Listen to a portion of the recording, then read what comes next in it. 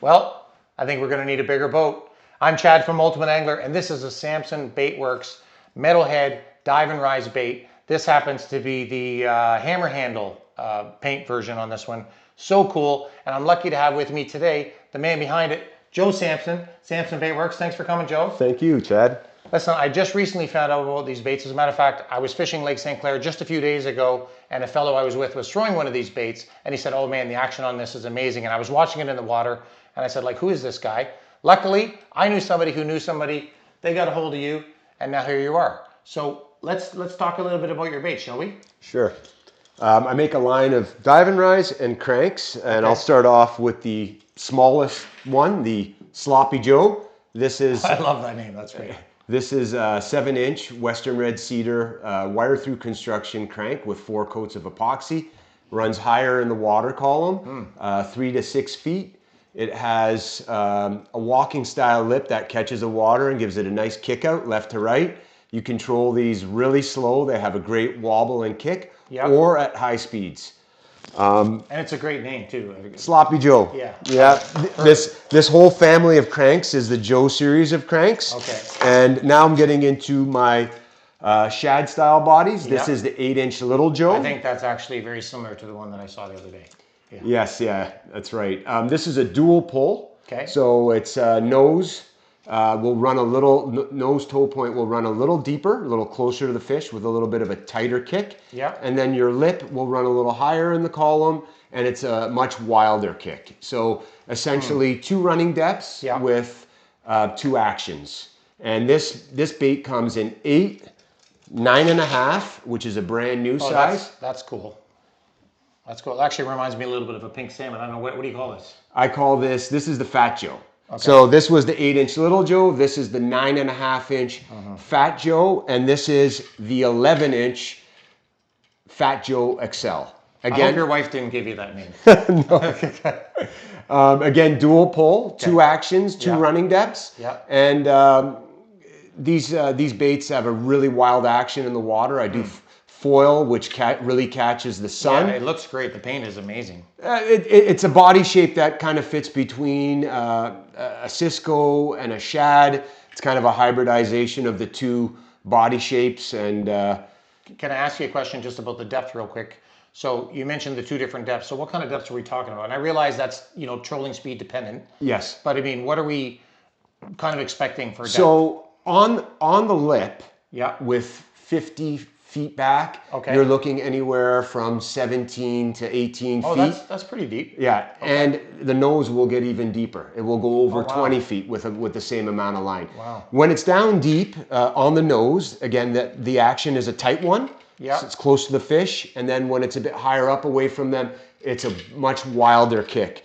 2 very different actions, 2 very different running depths, 1 bait. Essentially 2 baits within one bait. Now this is my metalhead. This is my dive and rise.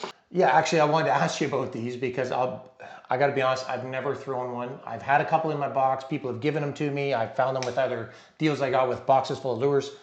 Never really thrown it. I understand the principles basically, but maybe you can enlighten me a little bit. Let's talk about your baits, but then, I might need a little bit of a tutorial. No problem, no problem. So I make 3 sizes. Sure. This is the 11.5. Yeah, I'm gonna get this bad boy out, the one I started with earlier. Yeah. 13, and then this is the 10. And generally, there's a few different ways you can work these. Okay. So cast them out. Yeah. Pull downwards, 3, 4 pulls. Let it pause. Let it rise. Yeah. Fish comes up from the bottom and grabs it. Is that typical that they're grabbing it on the rise? On the rise, very common most of the time.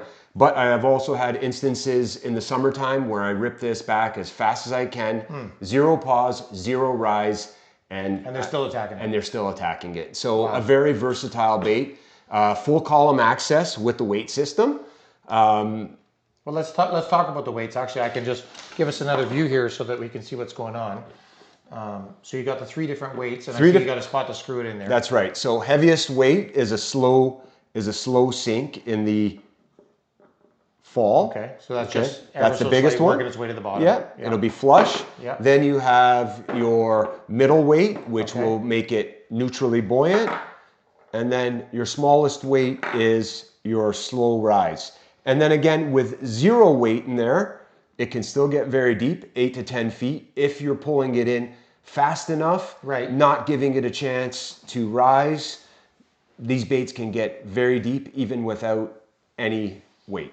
Well, let me ask you a question here. So when you're talking about having no weights, like how fast is this thing actually rising up? Or I mean, I know you probably don't have it exact.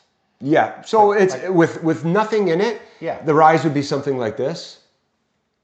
Okay. Right? And then as you add weight, you slow it down. Right. And then you can even make it just sit there or do a slow sink for So it's late just fall. figuring out the mood of the fish. And Exactly. Nice. And the versatility is there because you have access to the entire column. nice. Another thing that a lot of people don't realize is these baits can be run very, very deep, even without any weight.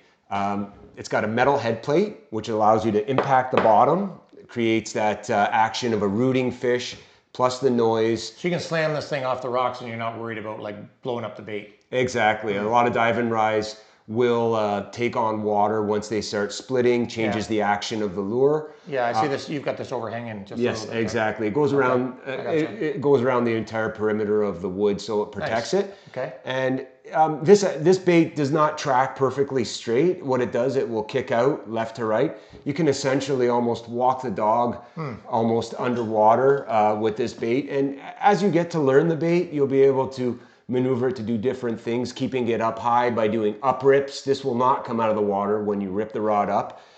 You can keep it just subsurface. You can keep it down in the middle. You can work it deep off the edge. And again, it's got a really organic action. On the tail, you also have this great little triggering aspect. Okay. You got some flash and you also got a little bit of vibration. Yep. Just another... Little willow blade or whatever that is. Yeah, exactly. Just another noise that they can hear and help them find it. I feel like this is. Have you had this one out for very long? Because I feel like this has slayed some big girls. We've caught some nice fish on that bait. That like has that a lot. produced the biggest fish for us so I'd far. like to try this in like Manitoba or something. I feel like in Manitoba that this would be. So a lot of trophy waters have pike and muskie coexisting, and recent studies have found that hammer handles do make up a food source for large fish on bodies of water where pike and muskie do exist.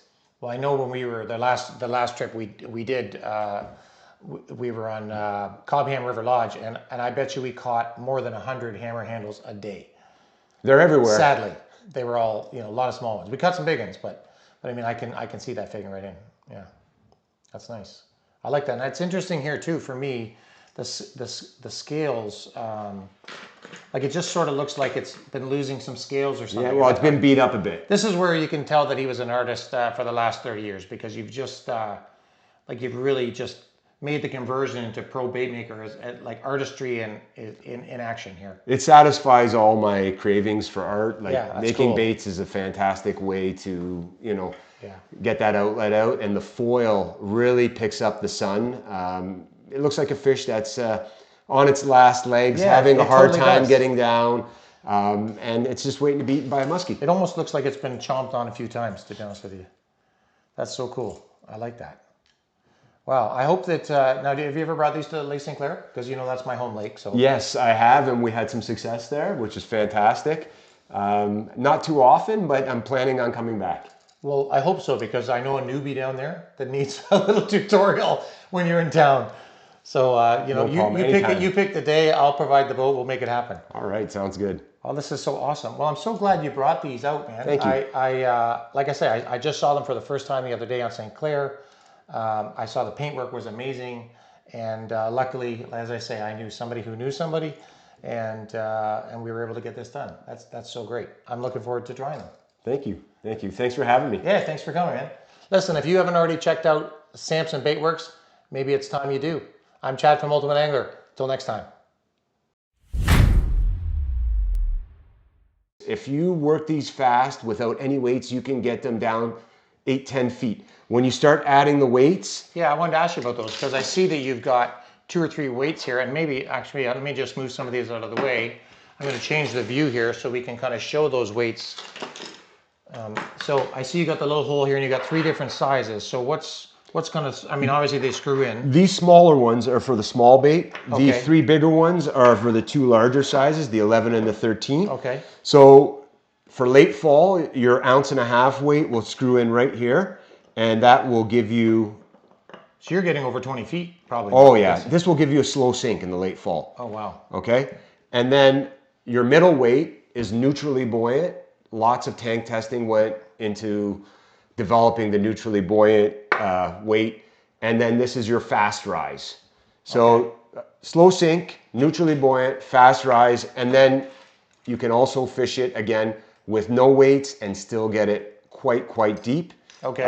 You have a bit of versatility in the fact that this is a full column access bait. You could fish it down on the bottom, mid-level, or high up, depending on what the fish want.